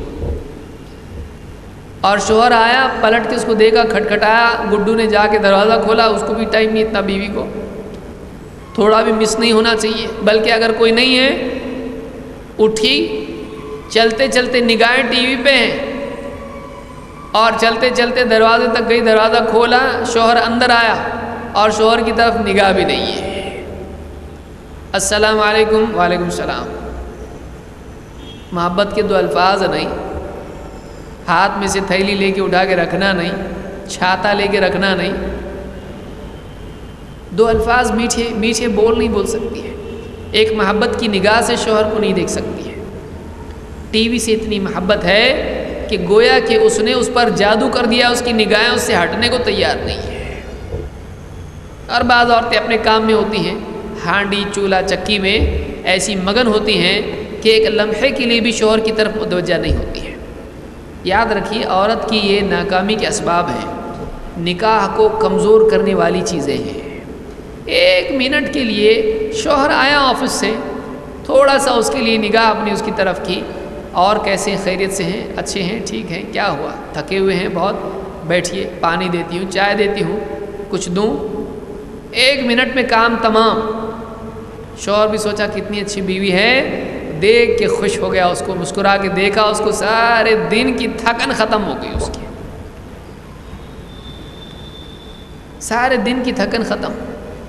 ہاں اگر وہ شوہر اس کے لیے زیورات کا ڈبہ لے کر آیا، اچھا، پھر تو دن بھر مسکراہٹ باقی رہے گی، دن بھر باقی رہے گی، کئی دنوں تک چلتی رہے گی. کچھ لے کے مسکرانا، کچھ لے کے خوش اخلاق بننا، یہ بنیے کا اخلاق ہے، یہ بزنس مین کا اخلاق ہے۔ بیوی اگر واقعی شوہر کو باندھ کے رکھنا چاہتی ہے، یاد رکھیے اس کو مسکرانا آنا چاہیے، اس کو نرمی سے شوہر سے بات کرنے آنا چاہیے، اس کو یاد رکھیے۔ آج کل نکاح بہت آسانی سے ٹوٹنے لگا ہے، کیوں؟ اس لیے کہ بیوی کو شوہر کے لیے وقت نہیں ہے، شوہر کو بیوی کے لیے وقت نہیں ہے، اور ذرا سی بات پر جھگڑا، اور اس کی زبان پر طلاق ہے اور اس کی زبان پر خلا ہے، اور دونوں کے لیے الگ ہونے کا اور گمراہی کا راستہ کھلا ہے۔ اللہ تعالیٰ سمجھ عطا فرمائے۔ تھوڑا سا عورت کا شوہر کے لیے اس کو خوش کرنے والا ہونا، اس کا مزاج وہ جانتی ہے، اس کا مزاج جانتی ہے، اس کے مطابق اس کے ساتھ سلوک کرے۔ اب مثال کے طور پر شوہر آیا، اب اس کو بس نہیں ملی اور بہت مشکل سے وہ گھر پہ پہنچا ہے کسی طرح سے، بجائے اس کے کہ بیچاری اس کے ساتھ ہمدردی کرتی، اتنی دیر تک کہاں تھے؟ اب بیچارہ وہ کیا بتائے کہاں تھے، بجائے اس کے کہ اس کے ساتھ ہمدردی کرتی، اس کی شکایت اتنی دیر تک کہاں تھے، اتنی دیر کیوں ہو گئی، وہ لے کر آئے کہ نہیں سبزی، صبح میں نے کہا تھا وہ فلانی سبزی لانا، پھر بھول کے آ گئے، ابھی وہ اس کا پلین گھر میں لینڈ بھی نہیں ہوا ہے، ٹھیک سے وہ ایئرپورٹ پہ اترا بھی نہیں، گھر میں اس کے پلین اترنے سے پہلے اس کو پریشان کرنا شروع کر دیا۔ ذرا دیکھا نہیں کہ وہ بس میں چڑھتے چڑھتے گرا تھا، اتنی زور سے اس کے گھٹنے میں چوٹ آئی ہے، لنگڑاتے ہوئے آیا ہے،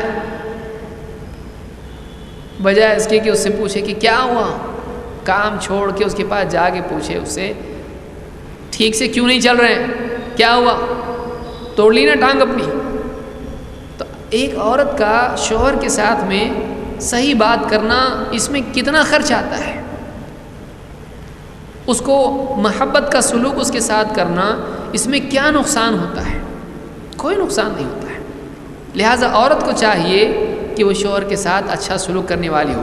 اس میں حدیث میں کیا بتایا گیا، ایک چھوٹے لفظ میں اس کو بتا دیا گیا کہ ایسی ہو تسرک اذا ابصرت، تسرک اذا ابصرت، ایسی بیوی ہو کہ وہ جب تو اس کو دیکھے تو تجھ کو خوش کر دے، اپنے کردار سے، اپنے پردے سے، اپنی دینداری سے، دین کی پابندی سے، اپنی نرم زبان، اپنی نگاہوں کی حفاظت اور اپنی محبت اور الفت کا سلوک، اپنی نرمی، اس کی وجہ سے وہ ایسی ہو کہ شوہر اس کو دیکھے تو دل میں شکر اللہ کا پیدا، اللہ تیرا بڑا شکر ہے ایسی بیوی دیا تو نے مجھ کو، خوش ہو جائے اس کو دیکھ کے، بے اختیار اس کے چہرے پر مسکراہٹ آ جائے، اس کے دل میں خوشی ہو جائے، اس کی تھکن کم ہو جائے، اس کا سر درد کم ہو جائے، اس کے سر درد کی دوا اس کی بیوی ہو، اس کے لیے ایک نگاہ اس کے لیے سکون کا باعث ہو جائے۔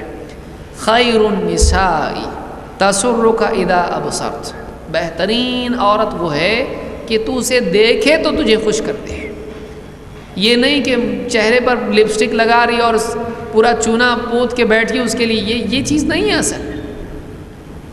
اصل چیز اس کا اخلاق اور اس کی دینداری۔ ہاں یہ بھی اپنی جگہ ہے کہ پورا سر جو ہے یعنی جنگل بنا ہوا ہے اور شوہر آ کے دیکھے تو گھبرا جائے کہ کیا ہے یہ، اس کی نگاہ پھر باہر ہی بیٹھے چوک میں، تو اچھا ہے کہ بیوی گھر میں ایسی کپڑوں میں رہتی ہے اور ایسے بالکل سر اور اس کا چہرہ کہاں جا رہا ہے، اگر ایسی بن کے رہتی ہے تو یاد رکھیے کہ شوہر کی نگاہ کی حفاظت مشکل ہو جائے گی، اس کو یاد رکھیے۔ بہت ساری خواتین بلا شبہ اللہ ان کو مزید اور توفیق دے، بہت کام کرتی ہیں گھر کا، کیونکہ گھر میں کوئی ہوتا نہیں ہے، بہت بیچاری محنت کرتی ہیں، برتن دھونا، کپڑے دھونا، چولہا چکی اور ہر قسم کی خدمت کرتی ہیں، سب کچھ کرتی ہیں، لیکن یہ بھی یاد رکھیں کہ شوہر کو اگر شوہر کی آپ چاہتی ہیں کہ نگاہوں کی حفاظت ہو تو آپ ایسا رہیں کہ شوہر آپ کے سوا دوسرے کو نہ دیکھے، یہ بھی یاد رکھیں کہ شوہر آ کے اس کو دیکھ رہا ہے تو اس کو ایسا لگ رہا ہے کہ فلاں رشتہ آیا تھا میں نے معلوم نہیں کیوں ٹھکرا دیا، اب اس کو دیکھو تو ایسی رہتی ہے بیچاری باہر جو ہے راستہ صاف کرنے والی اور یہ اس میں کوئی فرق ہی نہیں ہے، ایسا بھی نہیں رہنا ہے۔ اور اگر شوہر بولے ذرا اچھے کپڑے پہنا کرو تو بولے پھر کام کون کرے گا؟ دوسری لے آؤ اس کے لیے، گھر کا کام کرنے کے لیے کوئی اور عورت لے آؤ تو پھر میں بھی اچھا رہتی ہوں۔ ایسا نہیں ہونا چاہیے۔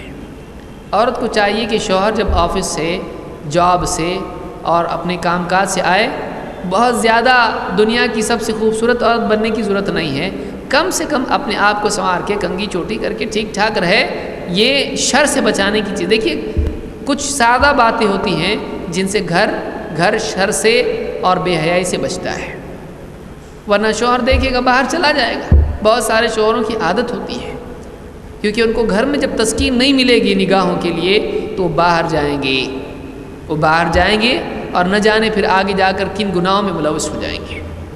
تو عورت اپنے شوہر کے لیے بن سنور کے ٹھیک ٹھاک جو اس کی اللہ نے اس کو توفیق دی ہے، سادہ زندگی گزارے، سادہ کپڑوں میں، لیکن صاف ستھری رہے اور ایسی رہے کہ شوہر کو اس کو دیکھ کر اس کی طرف رغبت رہے، نفرت نہ ہو۔ شوہر اس سے رغبت کرے، اس سے نفرت نہ کرے۔ تسرک اذا ابصرت، پہلی صفت یہ ہے کہ اپنی خوبصورتی اور اپنے کردار دونوں کے اعتبار سے شوہر کی نگاہوں کی ٹھنڈک کا ذریعہ بنے۔ وتطیعک اذا امرت، نمبر 2، جب تو اس کو حکم دے تو تیری بات مانے۔ ذرا ادھر آؤ، میں کام کر رہی ہوں، اگر کچھ ہے تو ادھر آؤ ورنہ بیٹھے رہو ادھر ہی۔ تطیعک اذا امرت، ذرا چائے بنا دو، میں کام کر رہی ہوں، اپنے ہاتھ سے بنا کے پی لو، نہیں ہے تو مت پیو، ایک دن چائے نہیں پئیں گے تو مر جائیں گے۔ آپ بتائیے ایسی بیوی اگر ہو تو شوہر بھاگ جائے گا گھر چھوڑ کے، لیکن واقعی اگر بیوی اس کی بات ماننے والی ہو۔ بہت سارے شوہر بیچارے آتے ہیں اور اپنے ہاتھ سے چپ چاپ لیتے ہیں اور برتن کی آواز بھی نہیں کرتے ہیں کہ بیگم، اگر برتن کی آواز اتنی دیر سے آتے ہیں اور سونے بھی نہیں دیتے ہیں۔ بہت سارے بیچارے ڈرتے ڈرتے آتے ہیں، دروازہ چپکے سے آ کے بند کرتے ہیں، دوستوں کے ساتھ مجلس میں بیٹھتے ہیں گپ شپ، رات میں آتے ہیں چپکے آہستہ سے کنڈی کھول کے آہستہ سے دروازہ بند کرتے ہیں، ٹھنڈا ٹھنڈا کھانا اپنے ہاتھ سے لیتے ہیں، چپ چاپ کھا کے آ کے سیدھا چادر پہ چلے جاتے ہیں۔ بیوی ایسی ہو کہ شوہر اگر آواز دے اس کی بات مانے، اس کی بات مانے، اس کی خدمت کرنے والی ہو۔ یہ بھی نہیں، شوہر کو بھی ایسے نہیں چاہیے کہ وہ بیوی کو بالکل اپنی غلام بنا کے رکھے، پھر وہ بیمار ہے تب بھی خدمت کرنا ہے، تھکی ہوئی تب بھی خدمت کرنا ہے، سو گئی ہے کتنی بھی اس کو پریشانی ہو بس اٹھا کے کسی طرح سے اپنی خدمت لے لے اس سے۔ شوہر کو بھی چاہیے کہ بیوی کا خیال رکھے، پھر ایسا حکم اس کو نہ دے کہ اس کی طاقت سے زیادہ ہو۔ روزانہ نواب صاحب آ رہے ہیں اور کپڑا میلا بھی نہیں ہوا ہے پھر اس کو دھونا ہے، اور گھر میں واشنگ مشین بھی نہیں ہے، بیچاری دھوبن بنی ہوئی ہے، کبھی دھوبن بن جاتی ہے، کبھی کچرا صاف کرنے والی بن جاتی ہے، کبھی باورچی بن جاتی ہے، کبھی دائی بن جاتی ہے، سارے جواب اس کو کرنا ہے اور تنخواہ کچھ نہیں ہے، تنخواہ میں مار پیٹ ہے اگر کام ٹھیک سے نہ ہو۔ شوہر بھی بہت شریر ہوتے ہیں، وہ اپنی بیوی کو اپنی غلام سمجھ لیتے ہیں،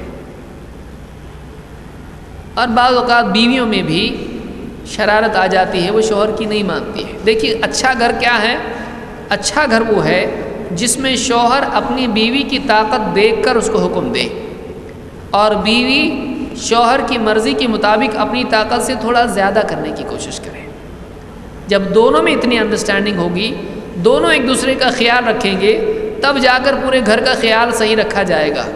ہر ایک اپنی اپنی چاہت پوری کروانا چاہے دوسرے سے، تناؤ بڑھے گا۔ تو دوسری چیز یہ ہے کہ وہ تطیعک اذا امرت، جب تو اس کو حکم دے تیرا حکم پورا کرے، میری اجازت کے بغیر باہر نہیں جانا۔ اگر شوہر نے کہا ہے، بیوی کو چاہیے کہ اس کی بات مانے، میری بات مانے۔ بعض اوقات شوہر ایسے حکم دیتے ہیں جو شرعاً صحیح نہیں ہوتے ہیں، پردہ نہیں کرنا، اب اس کی بات نہیں مانی جائے گی۔ پردہ نہیں کرنا، اللہ نے حکم دیا، اللہ تم سے بڑا ہے، تم اللہ کے بندے ہو، تمہارا حکم جب اللہ کے حکم سے ٹکرائے گا ہم نہیں مانیں گے۔ لیکن اتنا ایسا اسٹریٹ بولنے کی بجائے تھوڑا پیار سے بھی بول سکتے ہیں آپ میری خاطر اتنا برداشت نہیں کر سکتے. تھوڑا پیار محبت سے عورت شوہر کو دین کی باتیں منوا سکتی ہے. دیکھیے عورت اگر چاہے تو شوہر سے اپنی بات منوا سکتی ہے، اس کو لیکن بولنے کا طریقہ آنا چاہیے، اس کو صحیح ڈھنگ سے اپنی بات بتانا آنا چاہیے، اس کو کنونس کرنا چاہیے. تو پیار محبت سے وہ دین کے معاملات میں شوہر کی رائے بدل سکتی ہے. جیسے شوہر کہے فلاں جگہ درس میں نہیں جانا، اب اگر وہ شوہر کی بات نہیں مانتی تو ہو سکتا ہے غصے میں آ کے کہے طلاق طلاق طلاق. آج طلاق بہت آسان ہو گیا ہے. لیکن عورت کو چاہیے کیونکہ دیکھیے کہ مجھ کو وہاں جا رہی ہوں تو مجھ کو آپ کے حقوق معلوم پڑ رہے ہیں، آپ کی خدمت کرنا ہے، آپ کی کیا کیا بات ماننا ہے، مجھ کو وہاں جا کے معلوم پڑ رہا ہے. اگر نہیں جاؤں گی نہیں معلوم پڑے گا. اور مجھ کو جا کے بہت سکون لگتا ہے، کام کاج سے بہت تھک جاتی ہوں، وہاں جاتی ہوں، دین کی بات سنتی ہوں، اچھا لگتا ہے. تو تھوڑا میری خاطر آپ ایک بات نہیں مان سکتے؟ ٹھیک ہے، دوسری بات آپ کی وہ بات میں نہیں مانتی تھی، آج کے بعد میں آپ کی بات مانوں گی، آپ کی خدمت کروں گی. فلاں غلطی مجھ سے ہوتی تھی، آج کے بعد نہیں ہوگی، لیکن ایک بات میری یہ ہے کہ آپ مجھ کو درس میں جائیں.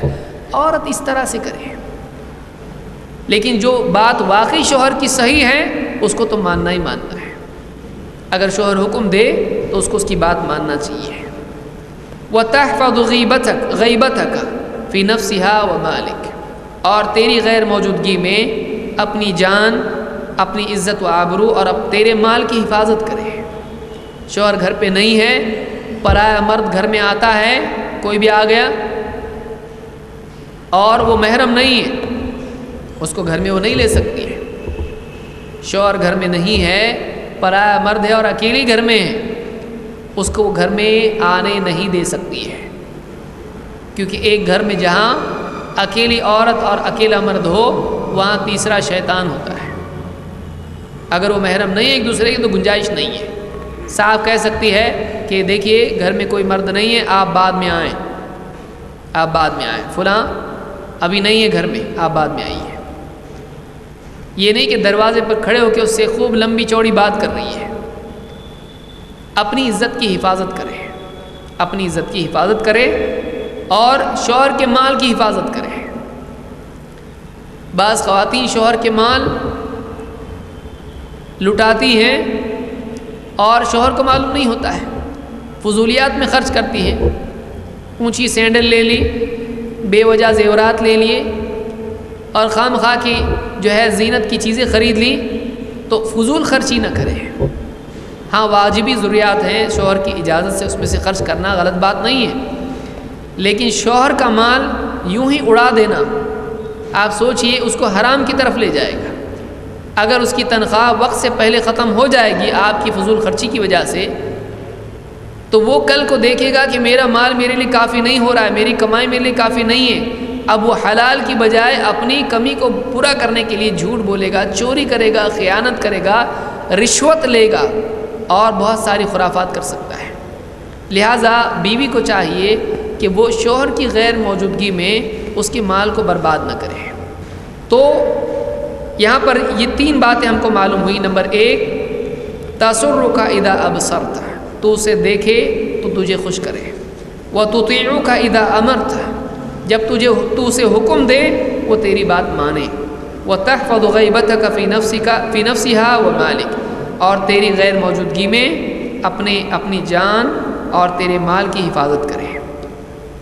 اس حدیث سے کئی باتیں معلوم ہوئی. نمبر 1، شوہر کو خوش رکھنا. عورت کا کمال یہ ہے کہ وہ اپنے شوہر کو خوش رکھے. نمبر 2، عورت کا دین اور دنیا کے اعتبار سے ایسے حال میں رہنا کہ شوہر خوش رہے. دونوں اعتبار سے ویسے اپنے آپ کو بنا کے رکھے کہ شوہر خوش رہے. یہاں یہ بات بھی معلوم ہوئی. تیسری بات کہ شوہر بیوی پر قوام ہے. شوہر بیوی کو حکم دے گا، یہ نہیں کہ بیوی شوہر کو حکم دینے لگے.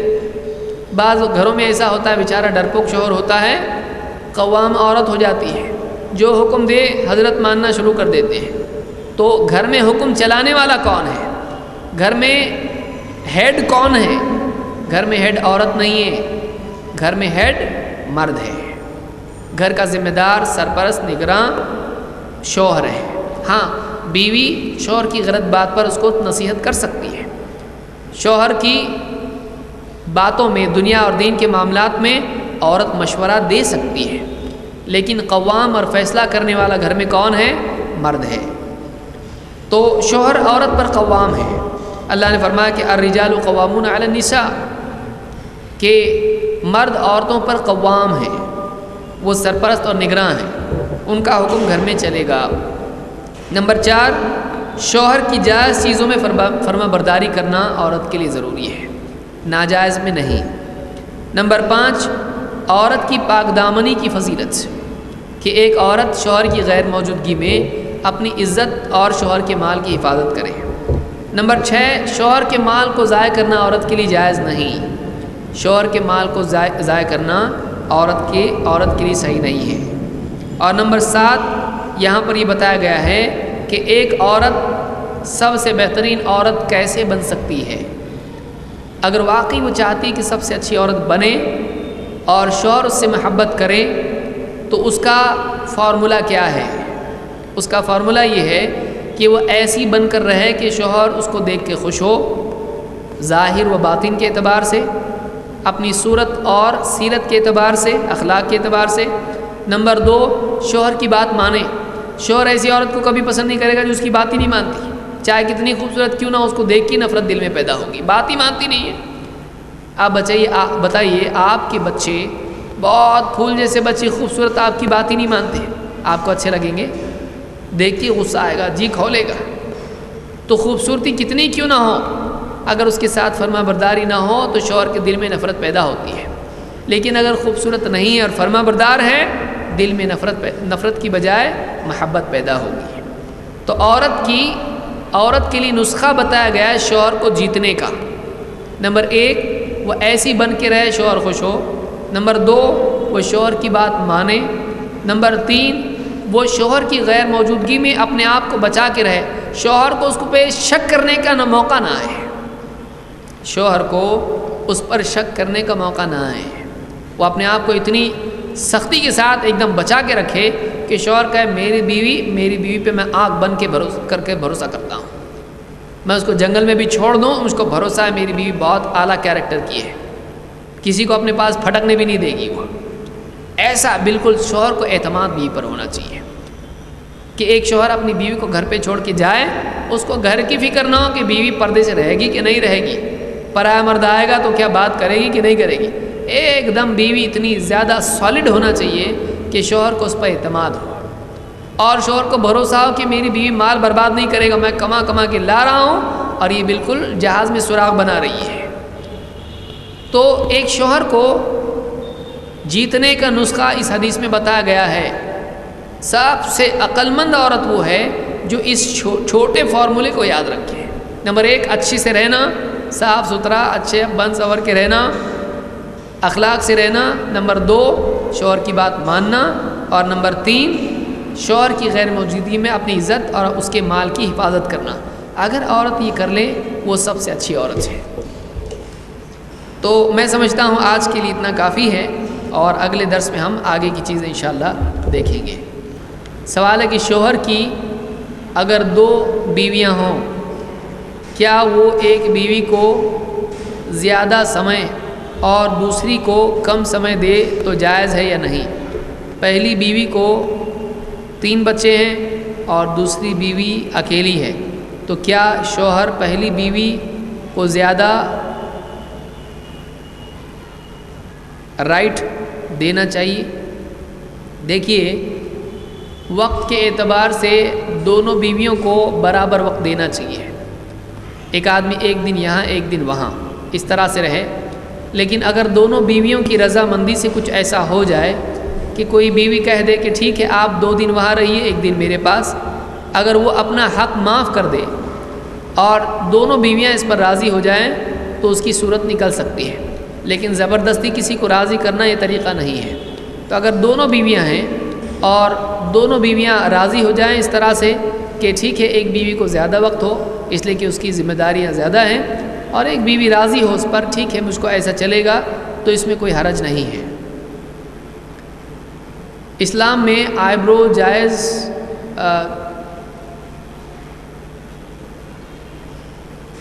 مگر وہ مردانہ ہے.